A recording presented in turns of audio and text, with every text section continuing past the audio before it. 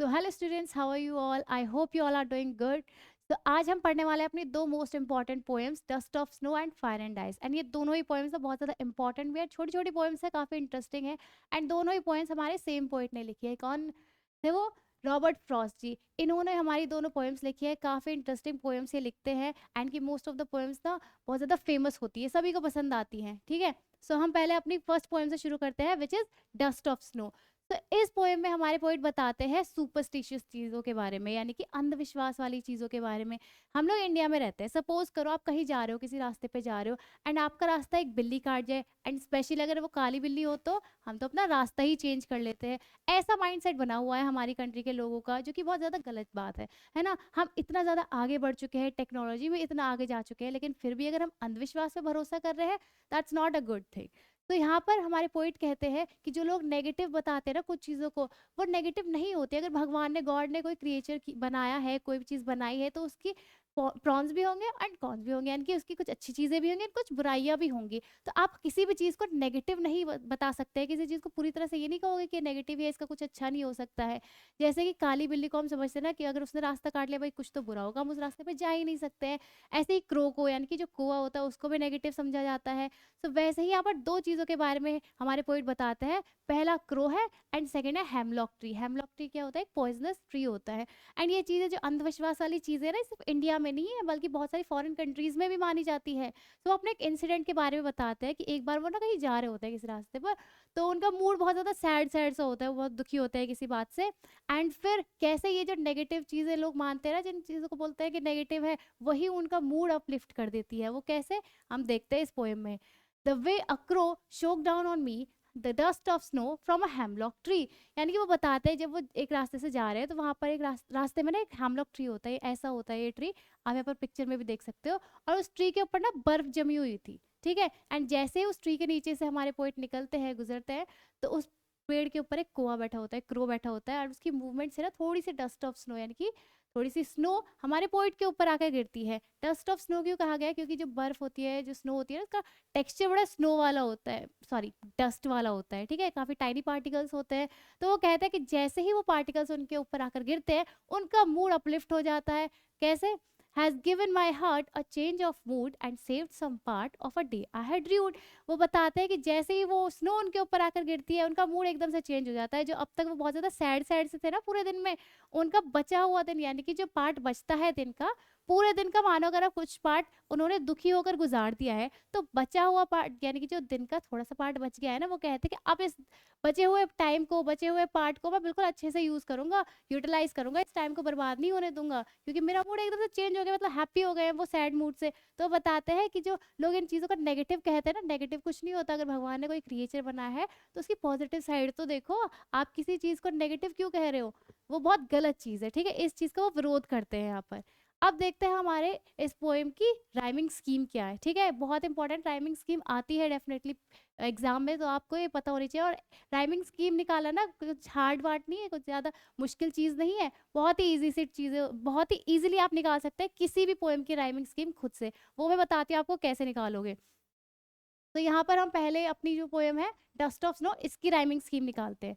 ठीक है, सो यहाँ पर देखो, आप हर लाइन के आपको लास्ट वर्ड को देखना है। ठीक है, उसके साउंड को देखो कैसा वो साउंड कर रहा है। जैसे क्रो है, ठीक है, ये साउंड कैसा है? क्रो, क्रो जैसा ही साउंड करेगा यार, क्या बात कर रहे हो मैम।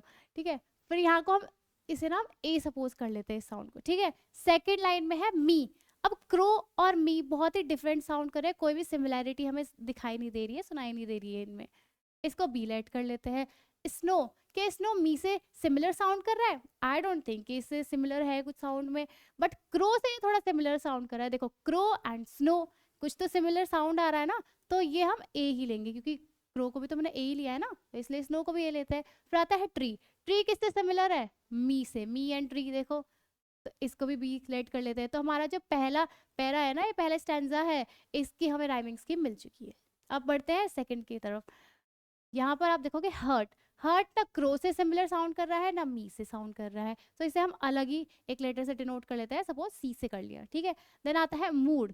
मूड भी बिल्कुल अलग है, अपनी आइडेंटिटी अलग लेके साउंड कर रहा है, इसको डीलेट कर लेते हैं। फिर आता है हमारा पार्ट। पार्ट किससे सिमिलर साउंड कर रहा है, फटाफट से बताओ। यस, हर्ट से। पार्ट हर्ट सिमिलर है ना, बहुत साउंड बिल्कुल सेम सा आ रहा है, तो सी आ गया यहाँ पर। And last rude, rude and mood, तो क्या हो गया, ये डी आ गया। तो हमें सेकंड स्टैंडर्ड तक की भी जो हमारी राइमिंग स्कीम है वो मिल गई है। समझ आया आपको पहली पोएम? आई होप आपको सब अच्छे से समझ आ गई है। एंड अब आप देख सकते हैं यहाँ पर इसका एक्सप्लेनेशन फुली दिया गया है। If you want you can take the screenshot, क्योंकि जब आप आंसर्स फॉर्म करोगे ना, जब आप प्रैक्टिस करोगे बोर्ड्स के लिए क्वेश्चंस लिखोगे खुद से, तो ये बहुत ज़्यादा हेल्प करने वाले हैं। अगर आप चाहे तो स्क्रीनशॉट ले सकते हो इसके।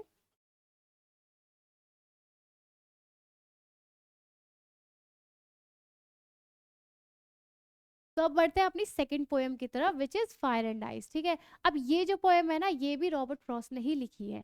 एंड ये एक सिंबॉलिक पोएम है। सिंबॉलिक से क्या मतलब है? सिंबॉलिक का मतलब होता है अगर आप किसी भी वर्ड का, किसी भी चीज़ का यूज़ करते हो किसी दूसरी चीज़ के बारे में बताने के लिए, किसी दूसरी चीज़ को सिंबलाइज करने के लिए।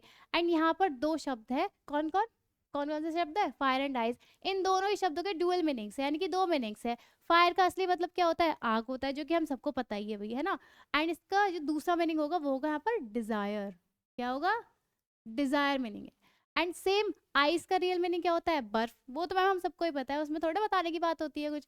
बट दूसरा मीनिंग होगा यहाँ पर हेट्रेड। हेट्रेड क्या होती है? नफरत होती है ना। तो यहाँ पर जो हमारे पोइट है वो हमारी दुनिया के बारे में, अर्थ के बारे में बताते हैं कि कैसे हमारे वर्ल्ड का दी एंड हो सकता है, कि कैसे हमारी अर्थ डिस्ट्रॉय हो सकती है। तो पहले पढ़ते हैं, हमारी फर्स्ट लाइन से शुरू करते हैं। Some say the world will end in fire, some say in ice. Poet कहता है कि कुछ लोगों के अकॉर्डिंग ना हमारी जो अर्थ, हमारा जो वर्ल्ड है ना, वो आग की वजह से, यानी कि फायर की वजह से दी एंड हो सकता है हमारे अर्थ का। वो कैसे हो सकता है? वॉल्केनो इरप्शंस आ जाए भाई, है ना। एंड हो सकता है पूरी दुनिया में आग लग जाए भाई, ग्लोबल वार्मिंग इतनी बढ़ रही है, पॉसिबल है, कोई भी चीज़ पॉसिबल है भाई आज के टाइम पे, तो है ना। तो वो कह रहे हैं हो सकता है कि आग की वजह से हमारे वर्ल्ड का दी एंड हो जाए। एंड कुछ लोगों के अकॉर्डिंग आइस की वजह से भी हो सकता है, कि बर्फ की वजह से भी दी एंड हो जाए। जैसे नॉर्थ पोल और साउथ पोल में हम देखते हैं बिल्कुल बर्फ जमी हुई है, वहां पर लाइफ तो पॉसिबल है नहीं, है ना। एंड हो सकता है पूरे अर्थ पे अगर सोचो आइस ही आइस हो, आइसेज आ जाए, तो कहीं पर भी लाइफ पॉसिबल होगी नहीं, हमारा वर्ल्ड दी एंड हो जाएगा, डिस्ट्रॉय हो जाएगा पूरी तरह से। फिर कहते हैं from what I have tested of desire I hold with those who favour fire. वो कहता है अपनी लाइफ में मैंने जो डिजायर को टेस्ट किया है ना, यहाँ पर आप देख सकते हो फायर को ही डिनोट किया है डिजायर के लिए, ठीक है, इसलिए यहाँ पर दोनों शब्द यूज किए गए हैं इन लाइन्स में। सो वो कहते हैं जो मैंने डिजायर को अपनी लाइफ में टेस्ट किया है, एक्सपीरियंस किया है। डिजायर क्या होती है? इच्छाएं, लालसा, ग्रीड आप यहाँ पर कह सकते हो। तो जो मैंने अपनी लाइफ में टेस्ट किया है, एक्सपीरियंस किया है डिज़ायर को, उसके अकॉर्डिंग, उस सब के एक्सपीरियंस के बेस पर मैं उन लोगों के साथ खड़ा हूँ, उनको फेवर कर रहा हूँ जो कह रहे हैं कि भाई फायर से हमारे वर्ल्ड का दी एंड होगा, हमारी अर्थ ना खत्म होगी फायर की वजह से, आग में खत्म हो जाएगी। क्यों? क्योंकि देखो हम जो इंसान है, हम इंसानों की ही इतनी ज़्यादा ग्रीड बढ़ गई है, इतनी ज़्यादा लालसा बढ़ गई है कि हम दूसरों के बारे में सोचना ही भूल गए हैं। जैसे वाइल्ड लाइफ है, जंगली जानवर हैं, उनकी जो नेचुरल हैबिटेट है क्या है? फॉरेस्ट है। लेकिन डिफॉरेस्टेशन इतना हो रहा है, हमारी इच्छाएं इतनी बढ़ रही है, लालसा इतनी बढ़ रही है कि हम उनके बारे में सोचते ही नहीं है। सिर्फ अपनी नीड्स को बढ़ाए जा रहे हैं कि भाई हमारी नीड्स पूरी होनी चाहिए, बाकी दूसरों का सोचना ही नहीं है, जो कि बहुत गलत चीज़ है। अपनी जो नीड्स है ना उन्हें लिमिटेड करना चाहिए, है ना। फिर वो बताते हैं सेकंड पैरा में, but if it had to perish twice, लेकिन अगर हमारी अर्थ को, हमारे वर्ल्ड को दूसरा मौका मिले ना खत्म होने का, डिस्ट्रॉय होने का, तो I think I know enough of hate, यानी कि मैं हेट के बारे में भी बहुत अच्छा खासा जानता हूँ, मुझे हेट के बारे में भी खूब नॉलेज है, एक्सपीरियंस किए है मैंने हेट को भी। ऐसी बात नहीं है, उन्हें पूरी पता है, हेट के बारे में भी पता है और डिजायर के बारे में भी पता है। फिर वो कहता है is also great and would suffice. Suffice मतलब होता है सफिशियंट। वो कहता है कि आइस जो है, यानी कि हेट्रेड जो है वो भी काफ़ी है हमारे वर्ल्ड को दी एंड करने के लिए, हमारी अर्थ को ख़त्म करने के लिए ना। आइस, हेट्रेड, वो भी काफ़ी है, क्योंकि नफरत ही इतनी ज़्यादा बढ़ गई है आजकल लोगों के बीच, कि लोग एक दूसरे से इतनी ज़्यादा नफरत करने लग गए हैं। पड़ोसी पड़ोसी से इतनी नफरत करता है कि अगर कोई एक पड़ोसी कुछ तरक्की कर ले ना, तो दूसरा इतना ज़्यादा जेलस हो जाता है कि बस बात करना भी बंद कर देते हैं लोग, है ना। और जो फेक फ्रेंड्स होते हैं ना, जो बस ऐसे ही दिखाते हैं ऊपर से दोस्ती, वो भी बहुत ज़्यादा आपको हेटेड करते हैं अंदर से, कि अगर आपके मार्क्स अच्छे आ गए तो बात ही करना बंद कर दिए भैया, है ना। लेकिन जो रियल फ्रेंड्स होते हैं ना, वो कभी ऐसा नहीं करते। रियल फ्रेंड्स हमेशा रियल रियल ही रहते हैं, अंदर से भी और बाहर से भी, वो कभी कुछ फेक नहीं दिखाते बाहर से, ठीक है। तो यहाँ पर हेटेड और डिज़ायर के बारे में मेनली हमारे ऑथर, हमारे जो पोइट है, उन्होंने बताया है। आई होप आपको ये पोएम भी अच्छे से समझ आ गई होगी। देन यहाँ पर मैंने आपको इसका भी एक्सप्लेनेशन दे दिया गया है, you can take the screenshot of this also if you want.